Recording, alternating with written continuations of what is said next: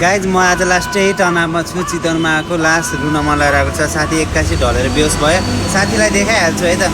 Guys साथीलाई चाहिँ 81 ढलेर बेहोस भयो, मुख मात्र हल्का चलाखा। त्यही भएर म चाहिँ यो आयुर्वेदिकमा आएको छु।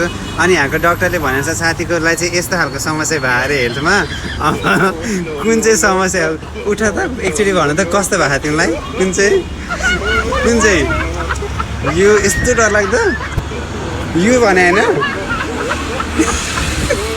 यो भगवान्, यो साथीको उपचार होला कि नहोला त हेर्नु त। फिस्टुला भएर चाहिँ फिस्टुला भए डोनेसन चाहियो मलाई। के चाहियो? डोनेसन। गाइज अब यस्तो हुँदा डोनेसन दिन मिल्ला नमिल्ला त। यो यस्तो यस्तो समस्या भएर छ बिचरालाई के गर्ने ल। सबैले कति रुपियाँ हाल्न लगाइदिनु त। हजुरहरूको इच्छा अरे अब 1 रुपियाँ हाल्यो भने 3 करोड हुन्छ। 5 हाल्यो भने अलिक धेरै गाडी